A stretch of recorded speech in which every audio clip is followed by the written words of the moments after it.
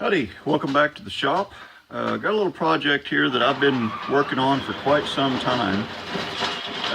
I've always wanted some sort of disc sander for, just deburring steel with, and if I really want to hog down and really tear some wood up. I mean, a disc sander is really inexpensive to operate.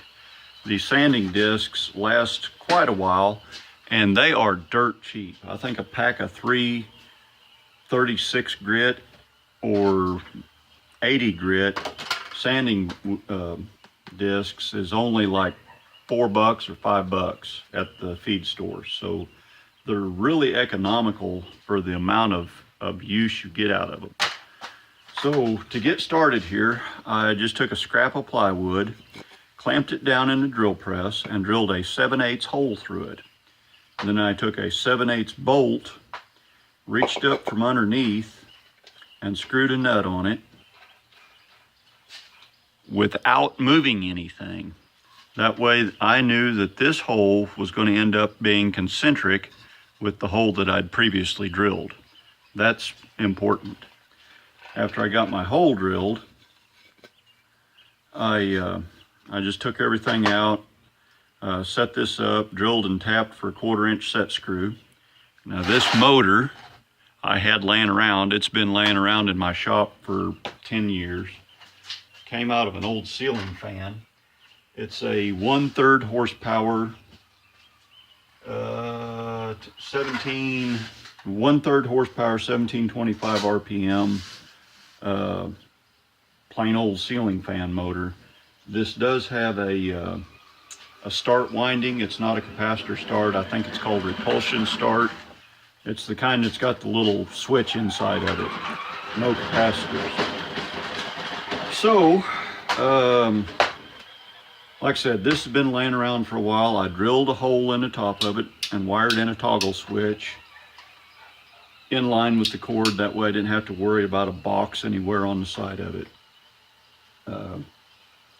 Another thing I've done is the bolts that go through to hold the motor down to the base that I've made, I just ganged them up on a piece of 3/4 by 1/8 stock with some holes drilled out. This base, the width this way is 3 inches on center. So I just drilled me a couple of holes, clearance holes for 5/16 bolts, 3 inches on center, stuck some bolts down through there, put some washers on it, tightened some nuts up, clamped it in a vise, and just put some tack welds on it. So that when I'm getting this put together, I don't have to fight with nuts and bolts and holding everything. So I'm going to go over here, we'll reposition the camera, and I'll go over on the stand here.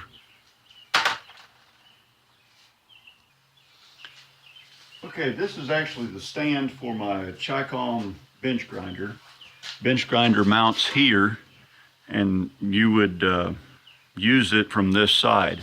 So on the back side, I welded on my conglomeration here for my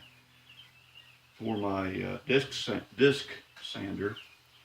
And again, I just kind of laid out the holes, drilled clearance holes for 5/16 bolts, drilled 2 sets of holes, and then just used my die grinder to connect the holes. And that way I've got some adjustment forwards and backwards to bring the disc up against the rest.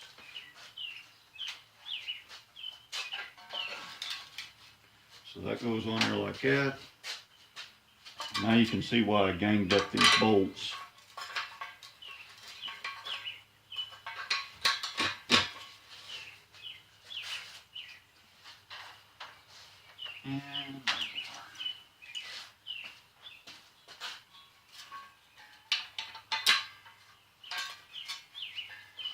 And that gives me adjustment front and back.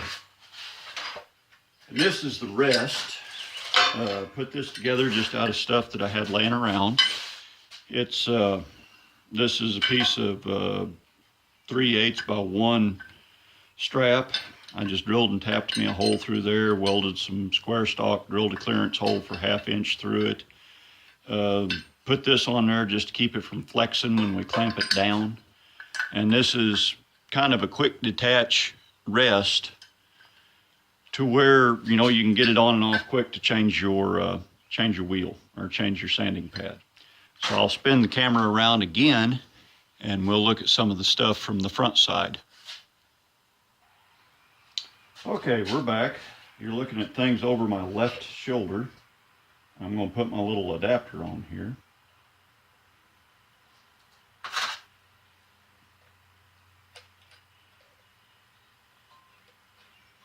And this ended up being not exactly concentric.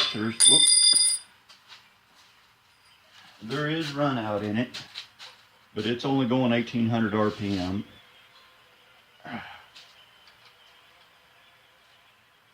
And my wheel doesn't weigh very much, so it's not that big of a problem. Now that is a problem.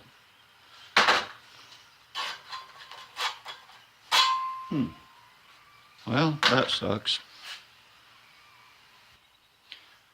Okay, so evidently that base is not symmetrical front to back. And when I put it together the first time, I ended up flipping it around the other which way. So anyway, so you can just kind of put the wheel down in there, slip the nut on it.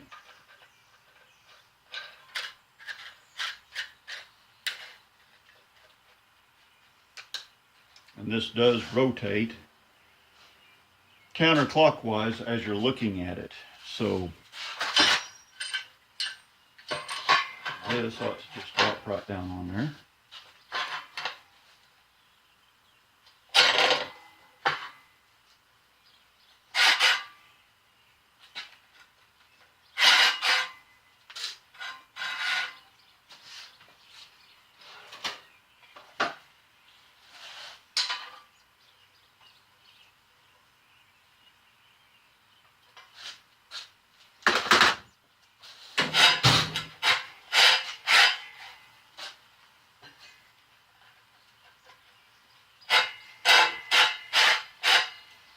That's going to rub just a little bit when I first take off with it.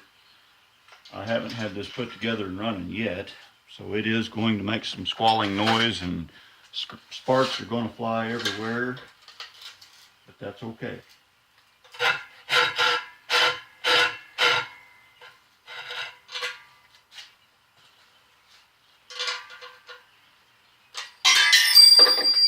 And I'm going to drop the wrench a few times.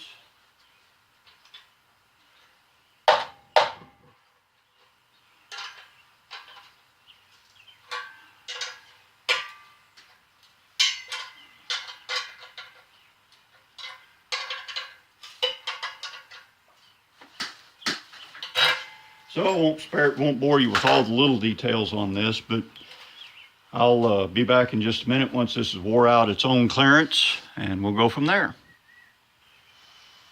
Well, there you go. This is all put together. It's wore out about as much clearance as it really needs. Now, mainly what I use this for, I kind of prototyped it the other day, and what I was doing with it was I was just knocking corners off of small flat stock like this. I had a whole lot of little, about 3 1/4 inch long pieces of 1/8 by 3/4 flat stock with some holes drilled in it, and I just had to knock corners off. And I ate a sanding belt up, a zirconium $8 sanding belt. It's not high dollar, but I ate a cheap sanding belt up in a pretty quick. And then I thought about doing this, and I went down and got me some of these wheels, and I got through 50 or 75 pieces, knocking the corners off with one wheel, and still had meat left on it. And I was using an 80 grit disc, and you know, it lasted pretty good. So I thought I'd build me a decent little stand for it. And like I said, I'm not out a whole lot of money. Everything came out of the scrap pile. And they're using my grinder stand, and I'll put my grinder back on the other side. And you know, there's 2 sides to every coin. Might as well use them both. So anyway, thanks for watching. Y'all have a good one. Drive safe. Watch for deer.